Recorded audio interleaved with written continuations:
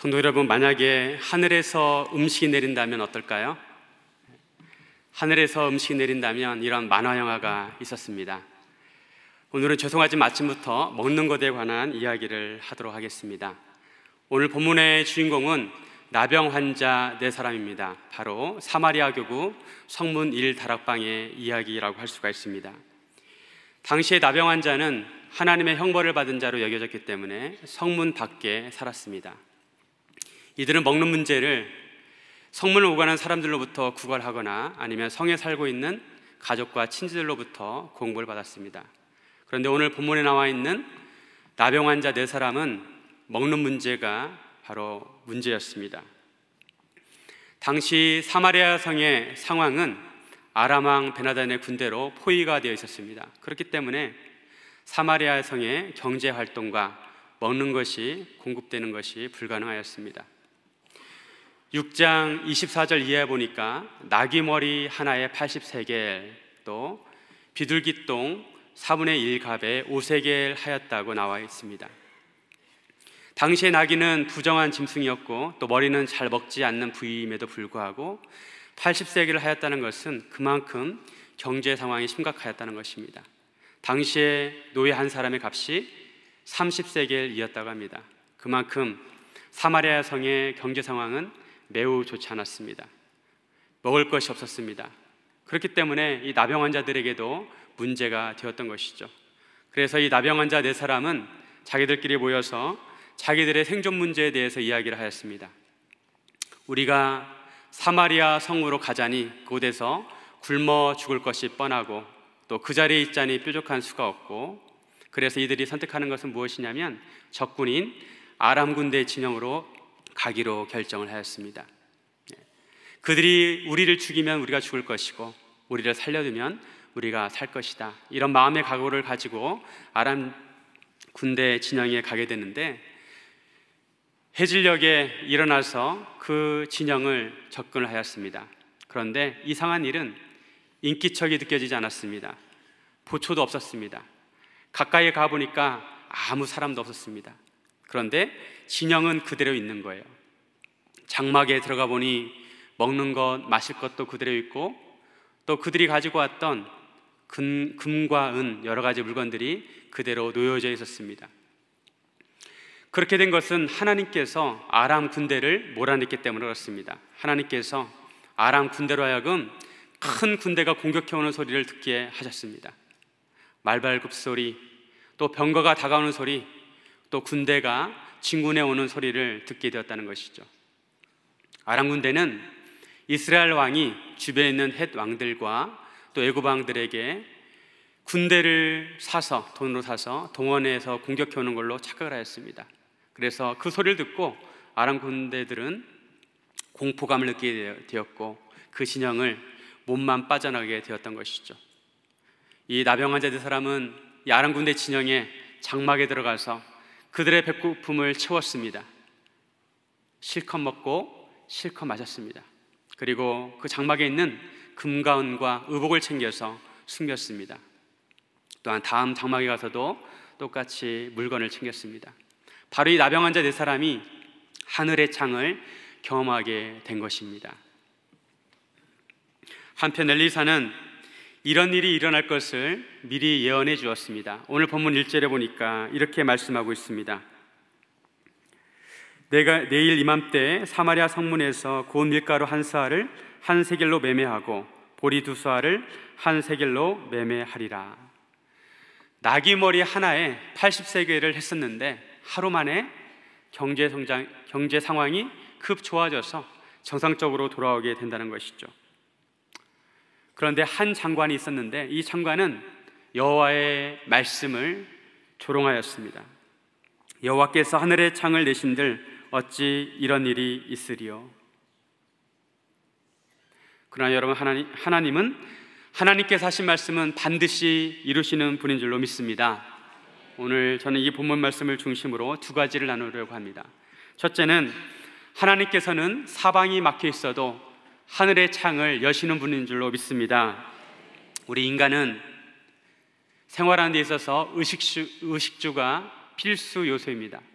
먹는 것이 우리 생활에서 그만큼 중요하죠. 근데 우리나라는 너무나 먹는 상황이 좋아서 그죠? 굶어서 죽는 사람은 거의 없는 것 같습니다. 오히려 그 반대입니다. 오히려 살을 빼려고 금식을 하죠. 올해 세계 인구가 약 74억 명이라고 합니다. 그런데 2050년이 되면 세계 인구가 약 90억 명이 된다고 합니다. 근데 문제는 식량 문제입니다. 먹을 것을 해결해야만 합니다. 최근에 이루어지는 연구가 무엇이냐면 곤충으로 식량을 만드는 연구를 한다고 합니다. 설국열차에 보면 바퀴벌레로 갱을 만들어서 먹는 장면이 나오는데 그와 비슷한 일들이 이루어지고 있다는 것이죠. 어쨌든 인간에게 있어서는 먹는 문제가 가장 중요한 심각한 문제입니다. 그런데 이 사마리아 성에 먹을 것이 없어서 많은 사람들이 고통을 받고 있습니다. 심지어는 먹을 것이 없어서 자기 아들을 잡아먹는 그러한 끔찍한 일이 벌어지게 되었습니다. 하지만 이런 상황 가운데 하나님께서는 하늘의 창을 열어서 그 식량의 문제를 해결해 주었던 것입니다. 하나님께서는 그런 능력의 하나님인 줄로 믿습니다. 그러기에 우리가 어떤 상황이 있어도 하나님을 믿는 사람은 항상 하나님에 대해서 소망을 가져야 될 줄로 믿습니다. 하나님은 이처럼 우리를 위해서 하늘의 창을 여십니다. 이스라엘 백성들이 출애굽하여서 40년 동안 광야를 거닐 때에도 그들이 가지고 있는 음식은 한계가 있고 농사를 짓지 않았지만 하나님께서는 하늘에서 만나를 내려주셨습니다. 또 메추라기를 보내주셨습니다. 반석에서 물이 나게 하셔서 그들에게 물을 공급해 주셨습니다. 또 예수님께서도 배고픈 사람들을 보고 오병이의 표적을 통해서 보리떡 5개와 물고기 2마리로 그들을 먹이시고 12광주리가 남게 하셨습니다. 우리가 믿는 하나님은 전능하신 하나님인 줄로 믿습니다. 그런데 문제는 우리가 그 능력을 실제로 체험해 보지 못했기 때문에 오해를 한다는 것이죠. 오늘 본문에 나오는 이 장관도 하나님에 대해서 오해를 하였습니다. 오늘 본문에 이 장관을 수식하는 말이 있는데 2절에 보니까 왕이 그의 손에 의지하는 자 곧 한 장관이, 왕이 신이 많은 사람이라고 표현하고 있습니다. 그의 마음은 왕의 마음과 같다는 것이죠. 당시에 이스라엘의 왕은 여호람 왕이었는데 이 왕은 사마리아 이 성의 상황이 악화가 되자 엘리사를 원망하였습니다. 그리고 심지어는 엘리사를 죽이려고 하였습니다. 더 나아가서 이 여호람 왕은 하나님을 원망하게 됩니다. 6장 33절에 이렇게 이야기하고 있습니다. 왕이 이르되 이 재앙이 여호와께로부터 나왔으니 어찌 더 여호와를 기다리리요. 하나님을 원망하고 있습니다. 근본적으로 이런 재앙이 온 것은 그들이 하나님을 잘 섬기지 아니하고 이방을 섬겼기 때문에 오는 재앙이었지만 회개하는 마음이 아니라 오히려 하나님을 원망하고 있습니다. 우리 인간의 모든 고통은, 어려움은 근본적으로 우리 죄에서, 원죄에서 비롯되고 있습니다. 그래서 이런 어려움이 다가올 때 우리는 회개하는 마음을 가지고 하나님께 돌아와야 한다는 것이죠. 그러나 하나님께서는 나병 자 4사람을 통해서 하늘의 창을 경험하게 하였습니다. 이 나병 자는 사회적으로 소외된 자요, 율법적으로 부정한 자였습니다. 소망이 없는 자였습니다. 하지만 이들을 통해서 하나님은 하늘의 창을 경험하게 하셨습니다. 히브리어로 보면 하늘의 창, 나병 자 4사람, 이 두 단어는 발음이 비슷합니다. 하나님께서는 이처럼 연약한 자를 통해서 역사하시는 줄로 믿습니다. 예수님께서 이 땅에 오실 때도, 아기 예수로 오실 때도 하나님께서는 그 소식을 목동들에게 전해주셨습니다. 그리고 부활하신 예수님이 가장 먼저 만난 사람은 막달라 마리아였습니다. 이처럼 하나님은 연약한 자를 귀하게 여기시고 그들을 통해서 하나님의 역사를 이루시는 줄로 믿습니다. 이들은 마음이 가난한 자, 심령이 가난한 자들입니다. 마음이 가난하다는 것은 하나님을 전적으로 믿는다는 것이죠. 하나님께 모든 걸 의지하고 맡기는 사람이라는 것입니다. 우리도 이처럼 하나님께 모든 걸 맡기고 의지하는 사람이 되기를 바랍니다. 성도들 중에 보면 하루하루 너무나 힘겹게 살아가는 사람들이 있습니다. 부채 때문에 잠을 이루지 못하고 하루하루 고통을 받으며, 또 어떤 분들은 관계에 있어서 마음의 고통이 심해서 잠을 못 이루는 그런 분들도 계십니다. 하지만 우리가 잊지 말아야 할 것은 무엇이냐면, 하나님께서는 하늘의 창을 여시는 분이라는 것을 꼭 기억하시길 바랍니다. 우리의 삶에 있어서 하나님께서 우리에게도 하늘의 창을 여실 줄로 믿습니다. 두 번째로, 하나님께서 하늘의 창을 여신 것을 경험한 사람은 복음의 문을 열어야 한다는 것입니다. 나병 환자 4사람은 아랑군대 진영에 들어가서 자기들의 배고픔을 채웠습니다. 실컷 먹고 또 마음껏 마셨습니다. 또 갖고 싶은 것 물건들을 다 챙겼습니다. 그러다가 문득 생각했습니다. 우리가 이렇게 해서는 안 되지 않나, 그것을 깨닫게 되었습니다. 9절에 보면, 7장 9절에 보니까, 오늘은 아름다운 소식이 있는 날이거늘 우리가 침묵하고 있도다. 만일 밝은 아침까지 기다리면 벌이 우리에게 미칠지니 이제 떠나 왕궁에 가서 알리자 하고. 이곳에는 먹을 것이 많이 널려 있는데 사마리아 성에서는 사람들이 굶어 죽어가고 있습니다. 그래서 나병 환자들이 생각하기를, 이 소식을 우리가 알려줘야 되겠다, 이 아름다운 소식을 알려야 되겠다는 그런 결심을 하게 되었습니다.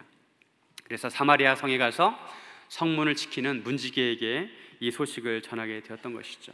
이처럼 나병 환자들처럼 우리도 아름다운 소식을 전하는, 또 복음의 문을 여는 우리가 되기를 소원합니다. 우리 사랑의 교회가 이제 여름을 맞이해서 많은 팀이 아울리치를 가고 또 단기 선교를 다녀오고 있습니다.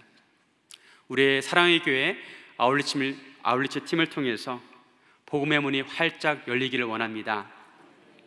저도 얼마 전에 우리 사역반과 함께 아울리치를 다녀왔습니다. 충남 서천으로 다녀왔는데, 아울리치를 마무리하고 올라오는 그런 길에 서천에 있는 성경 최초 전래 기념관을 방문하게 되었습니다. 우리나라에 선교사가 처음 들어오기 이전에 성경이 먼저 들어오게 되었습니다. 1816년에 영국 함선 두 함대가 서천 앞바다, 마량진 앞바다에 정박해 있었습니다. 이 배들은 중국에 사신을 보냈는데, 그 사신을 내려놓고 바로 해안을 탐사하는 그런 일을 하고 있었습니다. 그런 중에 9월 4일과 5일에 마량진 앞바다에 정박해 있었는데, 그 기간 동안에 당시 마량진 첨사였던 조대복과 함께 그들이 만나게 되었습니다. 당시 함장이었던 맥스웰 대령과 바실 홀 이 선장이 조대복을 만나게 되었는데, 서로 말은 통하지 않았지만 조대복에게 함선을 구경시켜주고 또 조대복에게 선물을 줬는데, 그 선물이 바로 킹 제임스 성경이었습니다. 그 당시에는 성경이 가방만 했습니다. 무지 컸습니다. 그 성경을 선물로 받았습니다. 그 성경이 우리나라에 처음 들어온 성경이라고 할 수가 있습니다. 이 성경이 조정에 들어가고 또 비변사에 갔지만 그 이후의 행방은 잘 알 수가 없습니다. 하지만 그 성경이 우리나라에 처음 들어온 성경이라고 할 수가 있습니다. 이 맥스웰과 바실 홀이 이제 돌아가서 이 조대복과의 만남을 책으로 기록하게 되고, 또 조선에 성경을 전해줬다는 그런 기록을 남기게 됩니다. 이 기록을 보고 1831년에 귀출러프가 우리나라에 복음을 전하러 들어오게 됩니다. 뜻대로 잘 되진 않았지만 한문 성경을 또한 처음으로 건네주게 되고, 그의 영향으로 1865년과 1866년에 토마스 선교사가 우리나라에 들어오게 되고, 또 대동강에서 순교를 하게 되는 것이죠. 이처럼 기독교 역사는 하늘의 창을 경험한 사람들이 계속해서 복음의 문을 여는 역사라고 할 수가 있습니다. 그래서 우리 삶도 이처럼 복음의 문을 여는 데 쓰임받기를 원합니다. 나병 환자들이 처음에는 자기의 육체 욕구를 채우는데 전념하였지만 나중에 그들의 사명을 깨닫게 되었습니다. 마찬가지로 우리는 우리의 기본적인 욕구를 채우는 삶이 아니라 우리의 사명을 감당하는 삶이 되기를 원합니다. 그러려면 우리가 성령으로 심어야 됩니다. 갈라디아서 6장 8절에 자기의 육체를 위하여 심는 자는 육체로부터 썩어질 것을 거두고 성령을 위하여 심는 자는 성령으로부터 영생을 거두리라.